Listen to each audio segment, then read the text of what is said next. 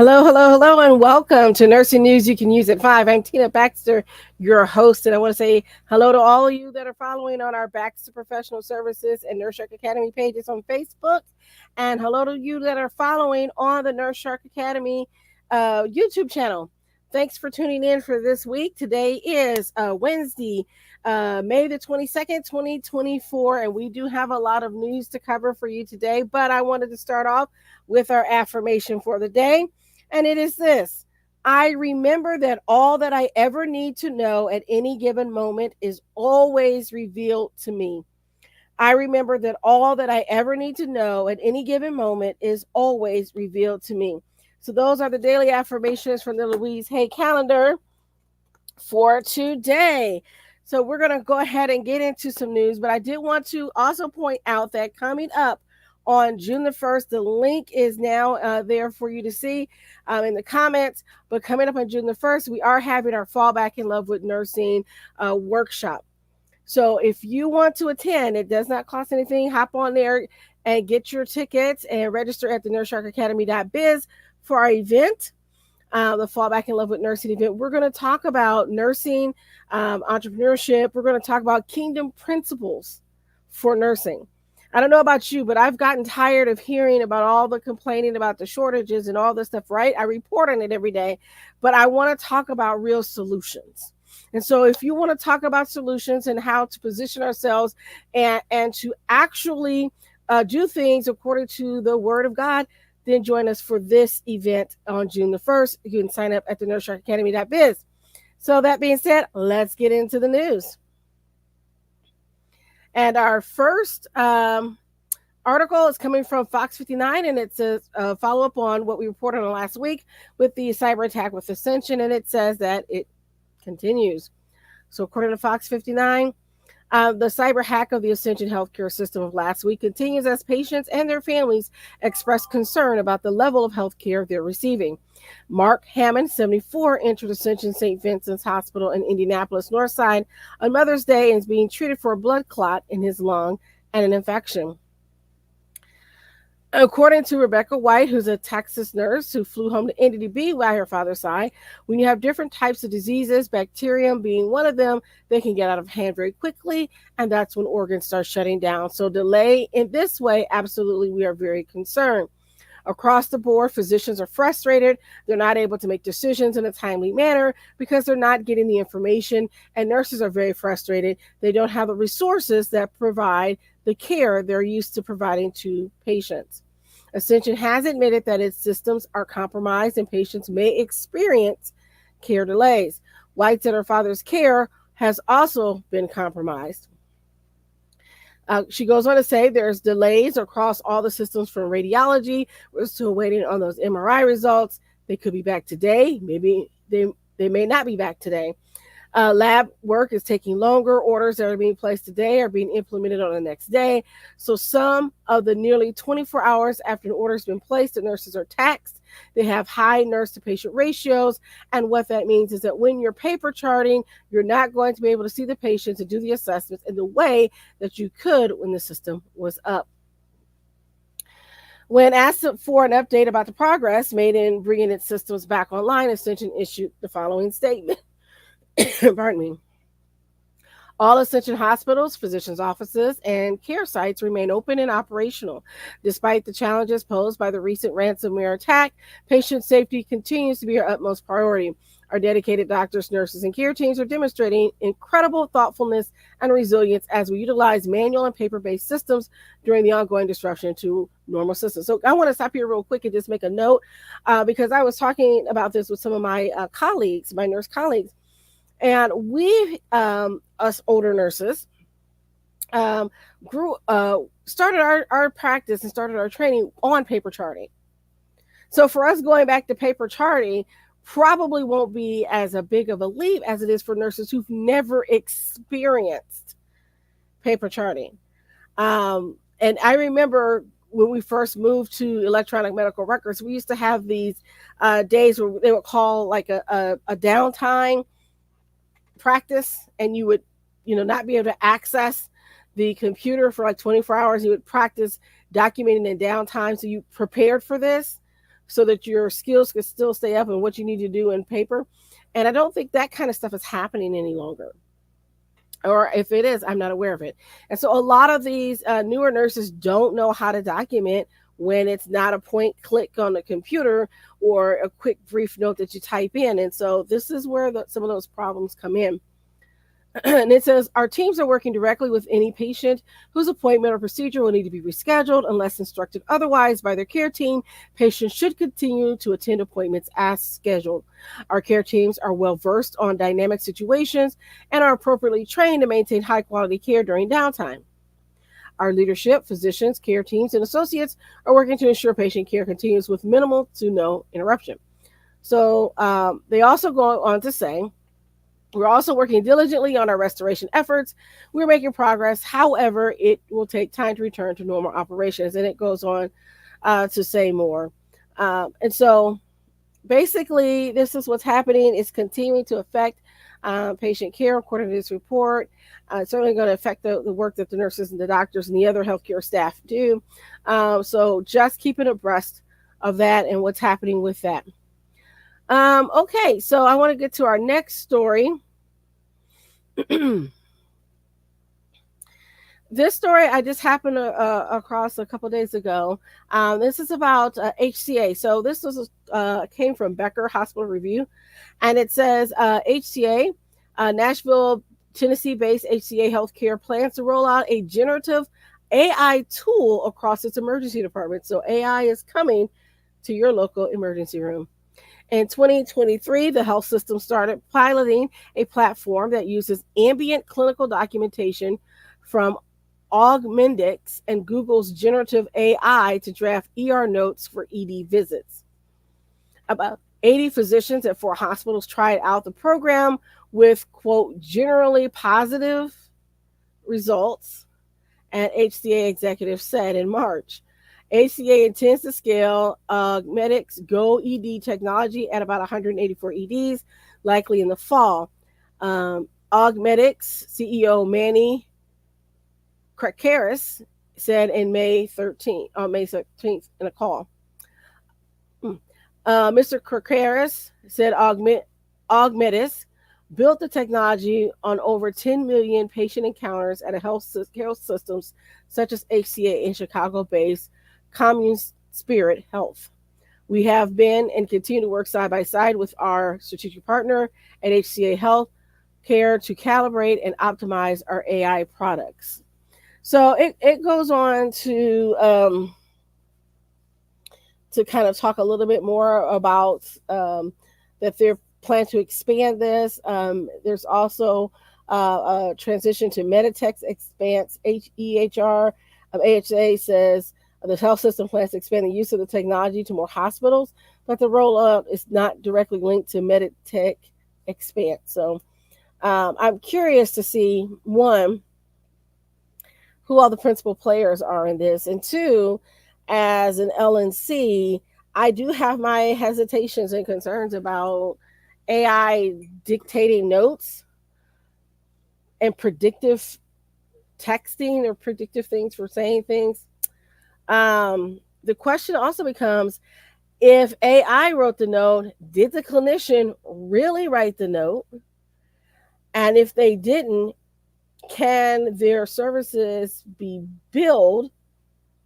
So there's a lot of questions about this, right? And then if you go to court, how would you defend this if maybe something was in the note that wasn't correct and maybe you missed it, or you because copy and paste is one of those things that we discourage a lot in healthcare because mistakes can happen. So I guess my question becomes, is this like the ultimate copy and paste?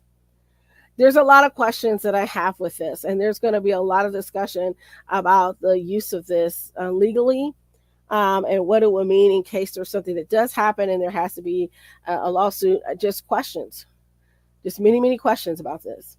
So if anybody has any insight, let me know, because I am curious to see what you have, or if you have any experience using this technology, let me know, because I really would like to know more about it.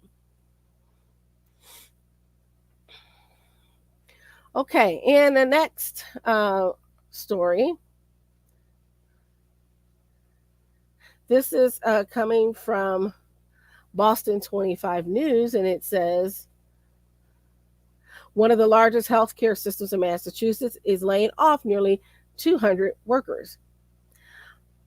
So, one of the largest healthcare systems in Massachusetts is reportedly laying off nearly 200 workers due to ongoing financial difficulties. A Tufts Medicine spokesperson told the Boston Globe that it's cutting 174 employees, or about 1.3% of its 13,000 person workforce. The vast majority of those who are being let go are, quote, administrative and non direct patient care roles, according to the paper. In a statement, the Tufts spokesperson said, while we continue to make steady progress towards our goals of financial recovery, like many other health systems, we continue to face challenges from persistent capacity issues, high contract labor expenses, and rising supply chain costs. Tufts medical facilities include Tufts Medical Center in Boston, Melrose Wakefield Hospital in Melrose, and Lowell General Hospital in Lowell. The financial struggle also forced Tufts to cut its workforce in August and January of last year. Many Tufts patients are covered by Medicare and Medicaid, which usually pay out lower amounts than other insurers, the Globe noted.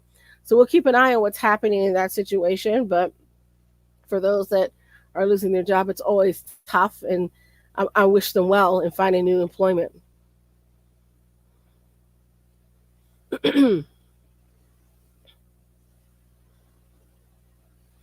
So this is coming out of Milwaukee, Wisconsin, from the Milwaukee Journal Sentinel. And I found this was an interesting article here because it talked about the university school lobbying for more money to help pay for their graduate program to help more nurses get graduate degrees. And yet, politics has once again reared its ugly head and has made that difficult. So here we go.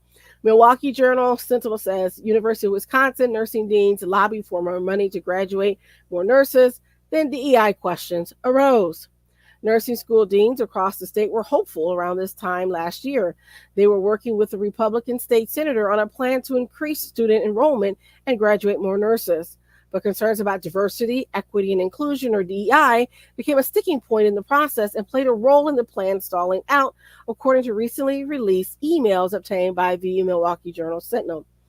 The records offer an example of how DEI is influencing the legislative process and reshaping how higher education leaders respond. Leading the failed effort were State Senator Rachel Cabral Guevara, a Republican from Appleton, and Kim Litwack, Dean of the University of Wisconsin-Milwaukee School of Nursing. Litwack told the other UW nursing school deans last June that Cabral Guevara had the votes in the Senate to give the 6 UW nursing schools $1 million each, as well as $3 million to private institutions with nursing schools. There was a caveat. She said, if we can somehow separate UW from the UW DEI issue that Robin Vos is hot about, referring to the Republican Assembly Speaker who last year launched a campaign against DEI programming on UW campuses.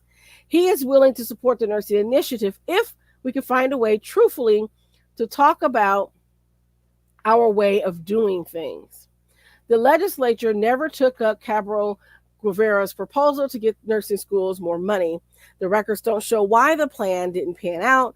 Voss did not return requests for comment, nor did Senior Majority Leader Devin LeMahieu, Republican from Oatsburg. Cabral Guevara's office declined an interview request. Her chief of staff, Ryan Retza, said DEI, quote, was not the sole reason the proposal did not come to fruition. Other nursing-related budget priorities were given emphasis, such as Nurse Educators Program that Republicans continued funding at $5 million per year, but declined to increase to $10 million annually as Democratic Governor Tony Evers requested.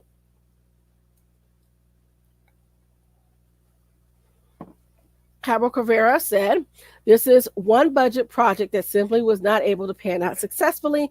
The proposal would have supported our nursing students in schools, boosted retention and improving access to programs. And yet again, nursing is cut short.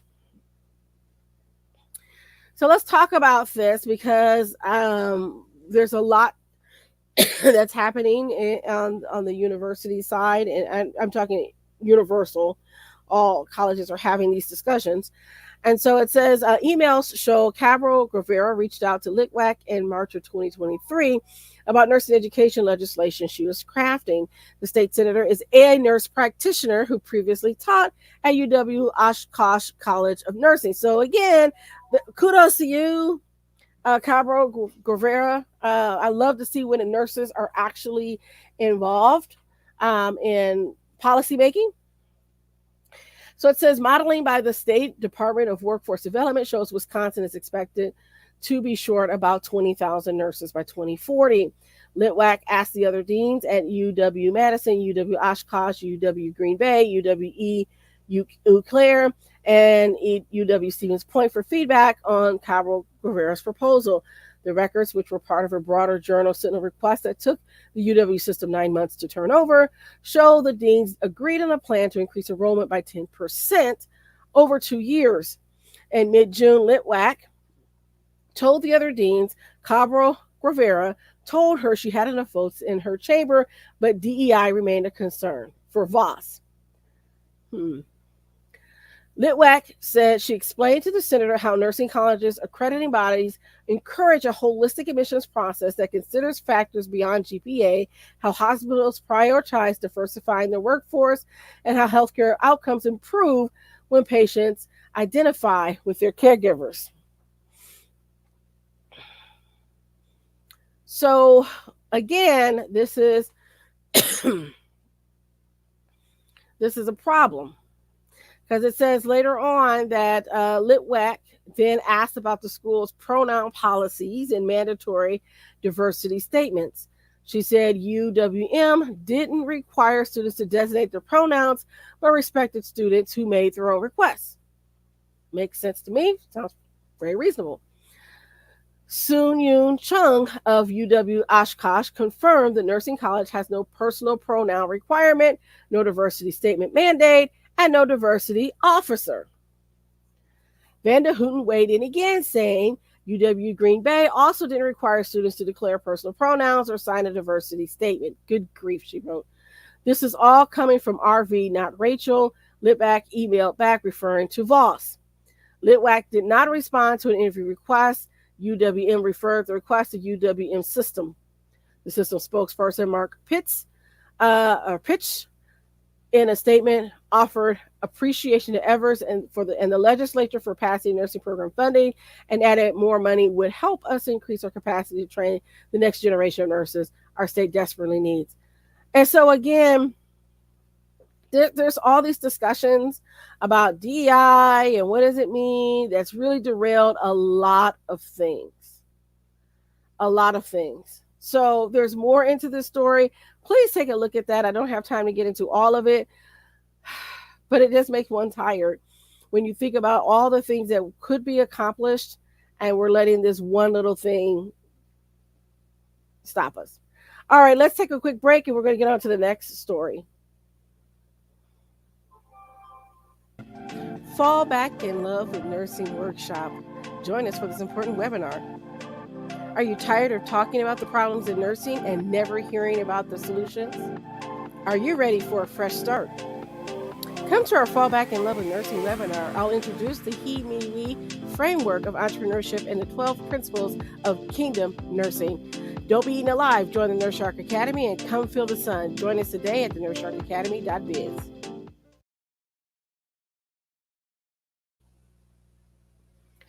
All right, let's get on into our next news story here.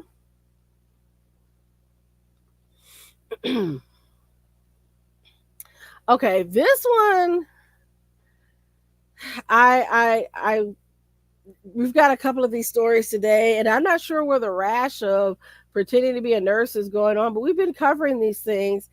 And I just wanted to share this because I want you all to be aware. Nurses, pay attention to who you're working with next door, who's beside you, because they may not actually be a nurse.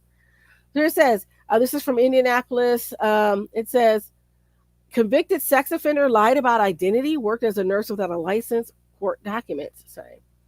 So, an Indianapolis man is accused of not only failing to register as a sex offender, but also lying about having a nursing license in order to land a job as a hospice nurse. Zachary Howard Hartley is charged with 2 counts of failing to register as a sex offender, 3 counts of forgery, and 2 counts of identity deception, all level 6 felonies. Hartley also faces a misdemeanor counts of practicing nursing without a license and fraud. According to court documents, Hartley was accused of having a sexual encounter with a minor in 2021 and paying the minor for nude photographs. He was found guilty in February of possession of child pornography and contributing to the delinquency of a minor. Hartley was then sentenced to probation, but also agreed to register as a sex offender. Investigators said Hartley never registered as a sex offender. However, more so, he reportedly lied about his identity and his qualification in order to land a job as a hospice nurse. Court documents detail that Hartley was hired by a hospice healthcare provider on March 21st after completing an online interview. Hartley reportedly used a false name and a false nursing license number when applying for the job. Hartley had only been on his second day of job shadowing when a worker at Wellbrook of Carmel, a senior care facility, recognized him and reported him to police. Hartley had reportedly worked for Wellbrook for around a month at the end of 2023 before the facility learned he had lied about his credentials and licenses. When looking into Hartley, investigators learned that he used a fraudulent social security number in addition to his false nursing license number in order to deceive his employer. This is again why I say nurses, make sure you have some identity theft protection in place and that you are monitoring what's happening with your license, because I don't know whose number he was using, but it can happen. So when looking into Hartley, they also said he used several different names, including Zachary Carter, Zachary Daly, and Zachary Runzer. If convicted, Hartley faces up to 2.5 years in prison on a level 6 felony. So there you go.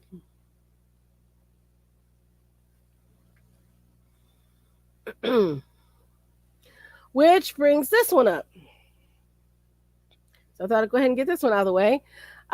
This is from a local news in Oakland County in Michigan, Flint, Michigan. It says, unlicensed nurse charged with 30 counts of unauthorized health profession practice in Oakland County. So again, this is happening, and I'm not sure why all of a sudden I'm seeing this rash. I don't know if it's because I'm noticing it or what, but nurses, protect your license. And it says, officials say Gillian was charged after an investigation into a complaint alleging she worked as a registered nurse at 3 Oakland County nursing facilities when she was not licensed as a registered nurse. The investigation established that she worked as an RN under the name Cassandra Avera Bowens at Mission Point of Clarkston, Mission Point of Holly, and Wellbridge, Clarkston from September 24, 2023 through March 5th of 2024. Allegedly, Gilliland was not an RN while working at those facilities and did not possess the requisite licensure or educational background.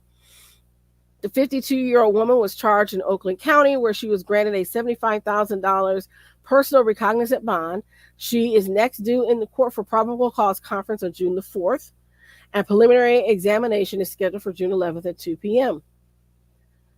So again, my question is, and this is some of the comments. So I wanted to share some of the comments that were put on here because this is crazy. So it says, my question is, did she provide quality care? Were any patients harmed while she was providing care?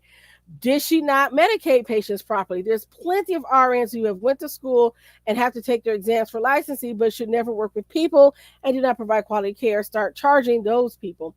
And then a response says, the RN who does harm do eventually get charged. I can tell you, though, that if you work in the role of a registered nurse without a license, you will definitely not be able to provide quality care because you lack the knowledge necessary to do it. Even with a license to practice, it can be scary at times when providing patient care, let alone being unlicensed. I can tell you this, lazy been charged, I think it's supposed to say, lady been charged more likely than harm someone while practicing without a license as a registered nurse. Now, why question to you? I think it's supposed to say my question. This person's typing is not as great. Would you allow an unlicensed person provide care to you or a loved one as an RN when you are sick? So again, there's this perception that anybody can be a nurse. That's a perception, right? And that you just walk on the street and become a nurse. And some of these families don't understand the educational background that you have as a nurse, the things that you have to study, anatomy, physiology, chemistry, all the different things that you study. That's just your prereqs. We're not talking about the actual nursing class and nursing theory and all the pharmacology and everything that goes on to being a nurse. And then knowing what the appropriate action according to different nursing systems or what medical health systems or body systems you're dealing with. All these things go into nursing education. And so for someone to say, well, maybe she did a good job. No, she didn't do a good job. I guarantee she probably didn't do a good job or she wouldn't have been working for 3 different facilities. That's for sure. So again, let's just take a look at that. But I'm just saying, nurses, pay attention. Pay attention. All right.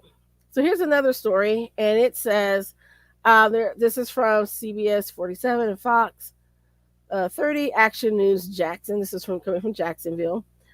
And it says, Florida nursing students are failing state exam required to enter the workforce. Recruiting and retaining nurses throughout the state has become more difficult. Action News Jackson investigates found part of the problem is Florida's pass rates for the state exam are below the national average. Graduates need to pass the exam to enter the workforce. Action News Jack's Alex Clevenger found out why nursing students are failing the state exam. Well, one, in Florida, they sell out fake licenses, fake diplomas, so that might be part of it. But anyway, let's see what the article has to say. So Clevenger spoke with a local nurse, Kelsey Lonaball. She started her journey in nursing school at Jacksonville University. I was 18 when I started nursing school, and I didn't have that college experience, so I had to grow up quickly. After graduating from nursing school in 2021, the next step to start a career was passing the NCLEX. It's just a lot of pressure, Lonaball said. I thought I failed. While she did pass her NCLEX in the first try, this was not the case for everyone. One of my best friends failed and she had to take it twice. Even some nurses that I work with have had to take it more than once. One nurse had to take it 5 times. Each time you take the test, it costs $200. So by the way, this isn't free. So every time you don't pass, you have to either do your more study on your own or pay somebody to help you take a course to help you, and then you have to pay for the test again. So they pulled the Florida data for the Florida Center for Nursing, and it shows that the state's NCLEX pass rates were below the national pass rates last year. In Florida, about 76% of test takers pass the test to become registered nurses, while the national average is higher at 88%. In addition, 74% pass the test to be a practical nurse, a licensed practical nurse, while nationally it's 86%. These failing rates are a trend that the Florida Center for Nursing has seen for more than a decade now. So this even goes and predates the whole Nightingale scandal, right? And so Letourneau says they have a nursing shortage right now. If we have more nursing students, we're not solving the shortage unless they're able to pass the NCLEX and earn their license. Pass rates also have to do with program accreditation. So again, if you're not passing the test, you're run the risk of losing your accreditation. So in Florida, they said we do have high-performing programs that have pass rates at or above the national average, but we also have many newer programs that are not yet accredited. In the state, there are about 325 nursing programs, but only about half are accredited. Also, private for-profit institutions have lower NCLEX RN pass rates than private nonprofit and public institutions from 2020 to 2022. Letourneau says it's crucial to better prepare future nurses to enter the workforce promptly. I think there are opportunities to really identify programs that are above the national average and what practices are they implementing to help student success. Then we can look at those best practices and scale them to other programs throughout our state. So just wanted to let you know what's happening down in Florida. So nurses, there may be an opportunity there for nurses that are looking to provide help for students so that they can pass, this might be a good opportunity for you to develop programs, tutoring programs, etc. And it might be a good business opportunity to some nurses. So think about it. You could be an answer to a lot of nurses in Florida, or future nurses requests and need. Okay, this is coming from the National Law Review, and I just happened to see this, and I thought it was quite interesting that the DOJ is looking at this. So it says, as scrutiny escalates, DOJ announced the formation of healthcare monopolies and collusion task force. The U.S. Department of Justice, or DOJ, recently announced the creation of the Healthcare Monopolies and Collusion Task Force, aimed at resolving antitrust issues in the healthcare industry. Specifically, the HCMC task force will focus on investigating issues related to the quality of patient care, consolidations between healthcare entities, labor and employment, and access and misuse of data. It will further promote DOJ's public policy relating to the need for and benefits of preserving competition in healthcare.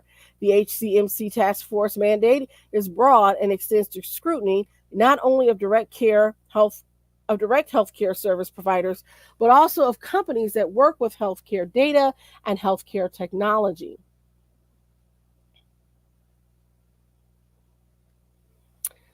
So, Katrina Rouse, who is the director of the division, says the task force will identify and root out monopolies and collusive practices that increase costs, decrease quality, and create single points of failure in the healthcare industry. The Secretary of U.S. Department of Health and Human Services, Xavier Becerra, agreed, reminding the public that competition helps ensure patients have access to high quality, lower cost care, and that healthcare workers receive higher pay and work under better conditions, and saves taxpayers money. So we'll see what happens with this. There's more to this story, and I encourage you to head over to read it. But we'll see what happens with this task force and what they're come out with, and see what happens. Okay. All right. So here's the other story, and then we'll take another quick break. So this is coming out of Maryland, and it says Maryland nursing home residents allege years of neglect, and now they're suing the state. This is from the Baltimore Banner. Maryland residents with severe mobility issues suffer bed sores, infections, and falls, as well as emotional trauma from isolation and lack of sunlight because state health officials failed to properly oversee their nursing homes, a new lawsuit alleges. They have been, quote, left without a lifeline to the agency responsible for investigating allegations of abuse, neglect, and other serious rights violations, said Ashley Willard, an attorney for the Public Justice Center that filed the suit last week in U.S. District Court. The lawsuit, filed along with the advocacy group Justice and Aging and the law firm Arnold and Porter, named 5 residents and has filed a class action for a pool of some 9,000 mobility impaired residents. But the lawyers, along with lawmakers and advocates not associated with the lawsuit, see a much broader issue. Willard and others said improper oversight of nursing facilities is a nationwide problem, and some states, such as Maryland, struggle to restart inspections after the coronavirus pandemic. The facilities, like many healthcare providers, tend to be chronically understaffed, but Maryland's may be among the worst. You know, I find that interesting because they're so close to Washington. I just find it interesting that, there's nobody really advocating for them. Let's go on. So there are more than 51,000 nursing home residents in Maryland, and they are some of the most vulnerable and marginalized people in the state. A third of the nursing home residents are Black and end up in the facilities with the lowest federal ratings, the lawsuit says. The state, according to the lawsuit, has been failing many of them for years. About 80% of the approximate 225 privately owned nursing homes have not had a required annual inspection that would uncover any neglect, abuse, or inequity, the lawsuit found. So what's happening is that during the pandemic, they weren't making their visits, and they haven't gone back to pre-pandemic standards. It says the state has also received more than 13,000 complaints from residents and their families during the past 3 years, some alleging serious harms, and fewer than half have been investigated. A recently released report from KFF, formerly the Kaiser Family Foundation, found that in 45 states, fewer than half of nursing facilities had enough staff to meet a new federal rule announced in April. It found rural facilities may struggle to find staff because there are fewer available workers, and urban facilities can't fill jobs because workers have other options. A federal health department inspector general report found Maryland among 10 states failing to meet a timeliness threshold for nursing home complaint investigations each year from 2011 through 2018. Another federal assessment found only Kentucky more delinquent. As of May, more than 100 Maryland facilities have not been surveyed in the past 4 years. That's 4 years. The nursing homes themselves also do not fare well, with 44% of the facilities receiving only 1 or 2 stars on a federal 5-star rating system. Chase Cook, the health department spokesman, did address questions about what led to backlogs in inspections and complaint investigations generally, but said the Maryland Department of Health is committed to providing the best care for Maryland residents. We do not have any further comment on active litigation. So Joseph DeMatos, president and CEO of the Health Facilities Association Maryland, a trade association, acknowledged annual inspections are slow and lacking, though that doesn't mean residents have been harmed. He says, I don't believe that the lack of annual inspections resulted in the abuse of residents and patients in nursing homes, but nursing homes, patients, residents, and families rely on timely, focused, and collaborative inspections, which have been lacking. The lawsuit is troubling. He expressed support for the new administration of Governor Wes Moore and the state's health secretary, Dr. Laura Harris Scott, who was named in the lawsuit. He put blame on the previous administration of Governor Larry Hogan and the Office of Healthcare Quality, the agency within the health department responsible for the inspections and complaint investigations. Anna Palmisano, director of the advocacy group Marylanders for Patient Rights, also pointed a finger at gross inadequacies in the agency and called for the creation of a new regulatory body.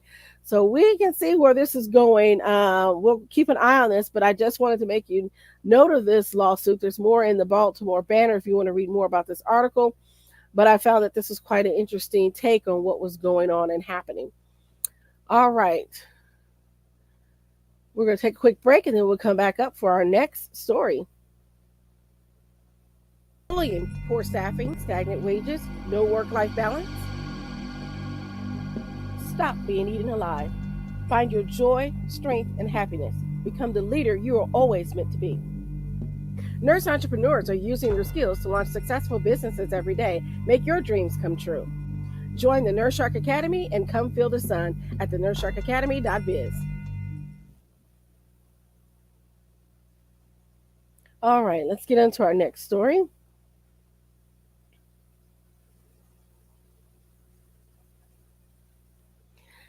And this is coming out of the great state of Michigan. It says Michigan closes loopholes with citing of mental health. A new Michigan law is aiming to close loopholes to make disorder patients get the care they need. Tuesday, Governor Gretchen Whitmer signed Senate Bill 27, a piece of legislation that provides behavioral health and substance abuse treatment. Every person in Michigan deserves access to mental health care. The Tuesday's passage continues Michigan's historic investments in mental health through recruiting and retaining of hundreds of mental health workers for stabilization programs. So she Governor Whitmer signed a $328 million investment made with the school system. And there's also $300 million proposed to continue investments for student retention. So I just wanted to share that with you. So congratulations to Michigan on that important legislation. We'll see what happens and how it plays out. All right, let's go to this story. Before we go across the pond, I want to talk about this. This is in Pennsylvania, and this is again coming from Becker's Hospital Review, and it says Pennsylvania prime healthcare hospitals become nonprofit. So, Ontario, California based Prime Health has shared plans to convert its Pennsylvania hospitals to nonprofit status. Roxborough Memorial Hospital in Philadelphia and Lower Bucks Hospital in Bristol, Pennsylvania will become nonprofit through assumed ownership and operation by the Prime Healthcare Foundation, a 501c3 public charity, according to Prime Healthcare May 20th news release. Prime's Healthcare other hospitals in the state, East Norrington, Pennsylvania-based Suburban Community Hospital, will also come under the foundation's ownership. This will improve care coordination between the three facilities and aligns with statewide health policy initiatives regarding nonprofit ownership. Prime Healthcare Foundation comprises 14 hospitals across California, Texas, Ohio, Georgia, Pennsylvania, and Rhode Island. It has more than 1.3 billion in assets and gives over 3 billion in charity care, according to the release. So we'll see what happens with that, but that might be some positive news for those hospitals that maybe that can help with their economic needs.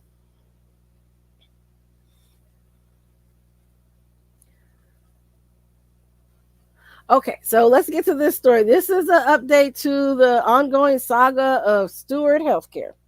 This is from the Enterprise, and it says says Steward bankruptcy could disrupt care for patients, wants special counsel. As Steward Healthcare bankruptcy proceedings continue, Senate Minority Leader Bruce Tarr filed a budget amendment allowing the Attorney General to appoint a special counsel to handle the Commonwealth's interests in the case. There's a bankruptcy proceeding that's going on here. We want the Commonwealth to be fully engaged in that. And any dollars that come back to us as a result of that engagement, we like to place that into a fund and allow the fund to be used to mitigate the impacts of the Steward's bankruptcy on other healthcare providers and patients in the Commonwealth of Massachusetts. Certainly, it is foreseeable that the bankruptcy is going to disrupt care for patients and is going to disrupt the remaining providers that are in the Commonwealth. Steward owns multiple hospitals in Massachusetts, including Good Samaritan Medical Center in Brockton, Morton Hospital in Taunton, and St. Anne's Hospital in Fall River. While the Senate tackled two bundles of amendments Tuesday dealing with health and human services, it did not take up Tarr's proposal during the first day of fiscal 2025 budget deliberations. The amendment would also create a healthcare provider liability and patient protection fund seated with $200,000 for Massachusetts to receive money from fines, penalties, sanctions, and recoveries from healthcare providers tied to quote, judicial, regulatory, or administrative law proceedings to which the Commonwealth or any agency thereof is a party. The funds would also provide resources to support patients and mitigate the disruption of care due to bankruptcy, closure, or other interruption in the provision of care by a provider in the Commonwealth. The fund would be managed by the Attorney General, Inspector General, and the Secretary of Health and Human Services. So we'll see what happens with this further legislation, but just a little fallout again from what's happening with Steward Healthcare.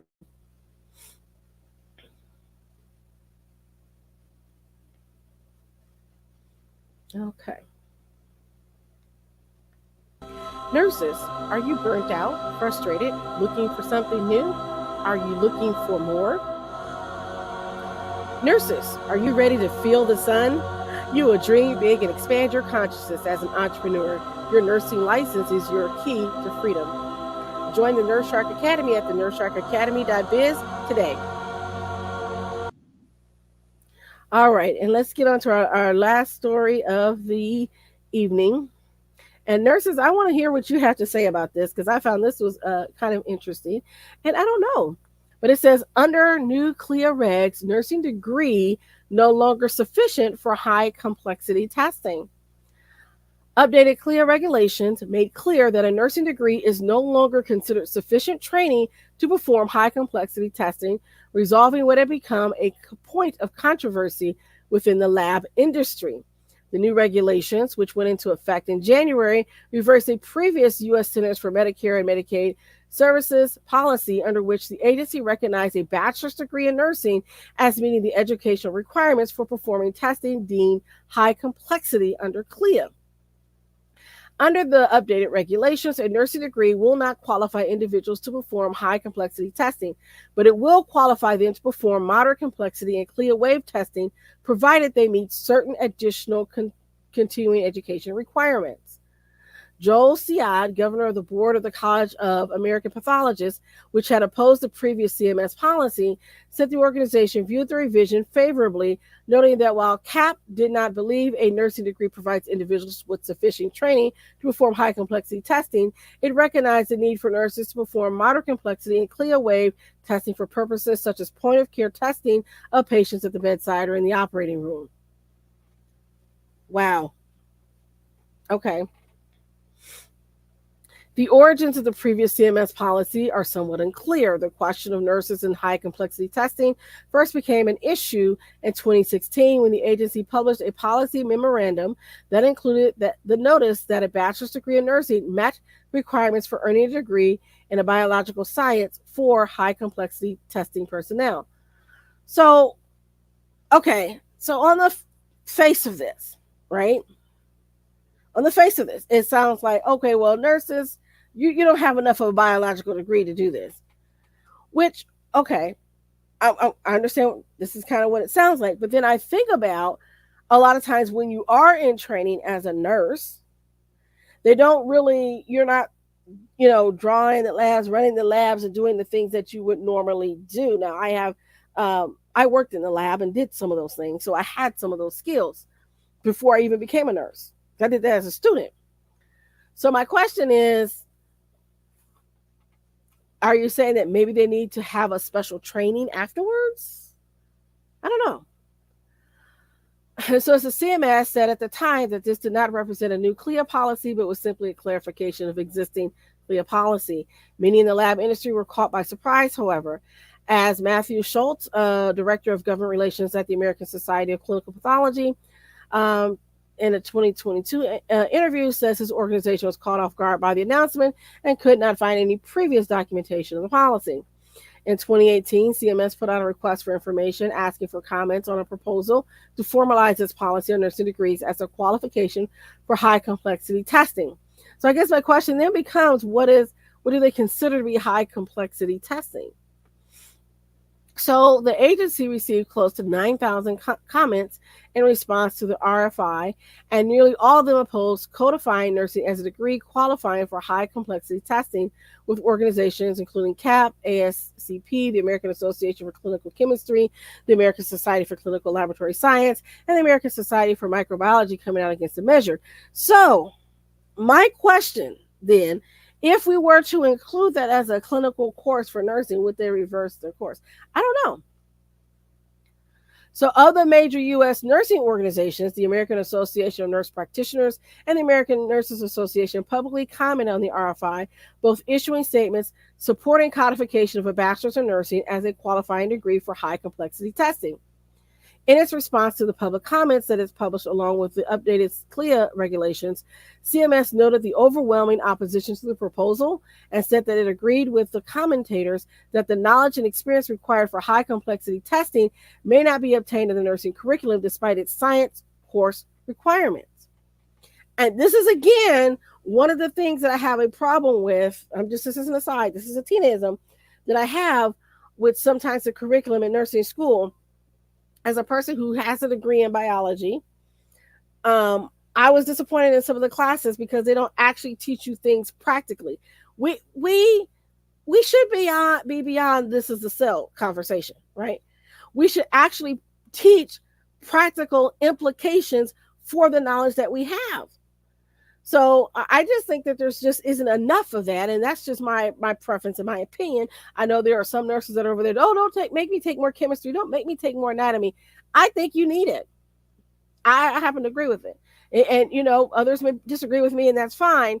But I often feel very disappointed that you don't understand what's happening with the disease process and how your interventions can make a difference and why you should do certain things. So this is why I say that I think we could do better.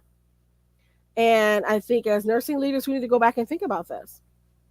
But again, that's just my opinion. And so you feel free to disagree with me, but, chime in and let me know what you think. So one of the things It says one possibility raised by CMS in meetings with lab organizations is that allowing nurses to perform high complexity testing might ease the staffing shortages for, say, the lab industry. Okay, but then my question is, what do you do about the staffing shortages facing the nurses? So you're also then putting more things on nurses to do. So again, there's a catch-22 in all of these things. This was also suggested in the American Hospital Association's public comment in the RFI, in which the organization noted that clinical laboratories are facing a critical and growing shortage of qualified laboratory personnel, and that the shortage may pose problems for patient access to appropriate care. So again, my question is, okay, if you don't think the BSN is that, are there other programs? Is there an additional training, that a certification maybe that nurses can get in? So um, nursing associations, ANA, the rest of y'all, should there be a certification process then for this so that nurses can meet this requirement? Again, these are questions that I have. So it says that Schultz provided the example of a test that might, according to its label, need to be performed within 30 minutes of being open, but which a nurse, due to some event during the rounds, might not get it up to 35 minutes after opening it, at which point it has become a highly complexity test. I believe that the updated regulation does not resolve this issue, noting that ASCP believes such situations might have been one of the reasons CMS proposed allowing nurses to perform high complexity testing in the first place. He suggested, however, that the best solution is not to allow nurses to do high complexity testing, but rather to ensure that waived and moderate complexity tests are consistently conducted according to their labeling. So again, they're not taking into account nursing shortage, and then maybe some of the education that's around that. I certainly would support that. I think additional education might be warranted in that case. And I'm saying this as a person that worked. Now, obviously, I didn't do really high complex things. A lot of the things I did was, well, I don't know. I guess it would be considered complex because I was looking at things through a microscope. But these are things that could be taught, is what I'm saying. And maybe adding this as something that the nurse could learn, but then are you going to add more burden then to the nurse that's already overwhelmed? So those are just a lot of issues with this legislation that I wanted to share with you. So let me know what you think. And I think that's going to be it for the news today, because we need to really get out of the news. There's a lot going on. And so I'm going to go ahead and I do have one more commercial, as they like to say, that I really like to share. And I want to share this with you all because I think it's important. I think it's important because we have our event coming up on June the 1st. And I'm excited about our June the 1st, the Fall Back in Love with Nursing event. I'm looking here just to make sure I didn't have any comments from anyone. So thank you for the love and thanks for the watch. Join us on June the 1st. Sign up, go to the nurseSharkAcademy.biz. I did put the link on there so you can go and register for the event. Again, it's free. We're going to talk about some solutions, some really big principles for nursing to get back to what nursing was about. And I'm not here to beat up on anyone or anything like that. I'm not even going to throw anybody on the bus. What is this? What is this event for? This event is for nurses at the bedside, nurse business owners, nurse leaders, nurse administrators. That's what this event is for us to get back to loving our profession. So I encourage you to do that. One last commercial. Are you ready for more? My mission is for you to own your seat at the table of nurse entrepreneurship, gaining confidence, skills, and the freedom to live your life on your own terms. Assisting you in achieving your goals through tailored advice, continuous learning, and a collaborative approach is at the heart of everything I do. Stop being eaten alive. Come feel the sun. Be a nurse shark. And that's what I want to say. I do want us to come feel the sun. I want that experience. You know how it is when you go on the beach or you're out there by the lake and you're feeling the sun and you're totally relaxed and everything's in harmony and you just have that feeling that, yes, this is where I'm meant to be. I want to capture that for you. So join us on June the 1st for our Fall Back in Love with Nursing event. And I want to say thank you for tuning in and watching on the Nurse Shark Academy. Please don't forget to like and subscribe to our YouTube channel. Give us a like on Facebook and follow us there as well.